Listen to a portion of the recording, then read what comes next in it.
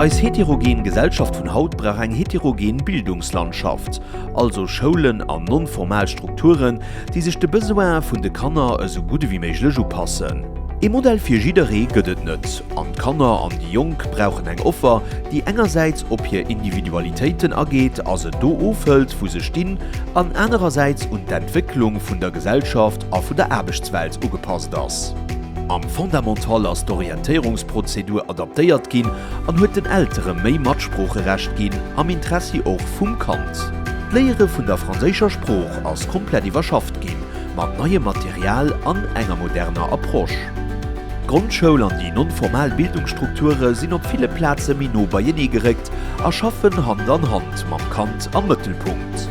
An der nonformaler Bildung an am sozioedukative Bereich also an Qualität investiert gin, man enger flächendeckender Formation continue. De Lehrplan as an engem brede Konsultationsprozess op de Lecht gehol gin, mam Ziel 2025 neu an adaptéiert Lehrzieler an Approchen anzufeieren. Der nationale Bildungsbericht mischt all 3 Jahre eng tiefgreifende Analyse an erlaubtet, eng Bildungspolitik en place zu setzen, die auf wissenschaftlichen Erkenntnissen beruht. Die Hausaufgaben hëllef ass nach immer Iwerschaft gin, mam Ziel se an der Maison Relais a bei den Daresältere können unzubieden. Begleet gëtt sech durch die Bischelchen, wat soll tech Schul, Maison Relais an Ältere vernetzen. D'Orientation spielt eng wichtige Rolle. Maison de l'Orientation krut eng neu Platz matten an der Stadt, an d'Jepp Schulfoire as an d'Liewe geruf gin. Dës Foire erlaubt, dass Älteren, Kanner a Junker e guten Iwerblick iwwer de Schulsystem kreien. D'Lyceen hun am neue Gesetz méi Autonomie krit a kënnen hiren Alldach so bestméiglech und ihre Realitäten upassen.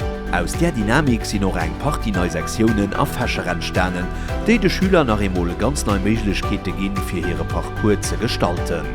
Den Dekrochage an der Schule soll bestméiglech evitéiert ginn.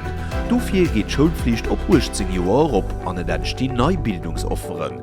Notamment Centre d'insertion socio-professionnelle fir déi Schüler, die am aktuelle System net zuwee kommen. Am Bereich vun der Hëlle fir Familien ass die Ambulantoffer stark ausgebaut ginn, an erlaubt et präventiv ze agieren ihre ze spéit ass. Centre Soziotherapeutik iwwerdeems fänke Kanner a schulescher Detresse op. Schlussendlich gedore liewelang Lehre gefördert, mat der Lifelong Learning Offer vom INFPC oder mat der Offer vun der Université Populaire. Hei kann jideren sech ëmmer nees neit Wissen an neue Kompetenzen uneignen.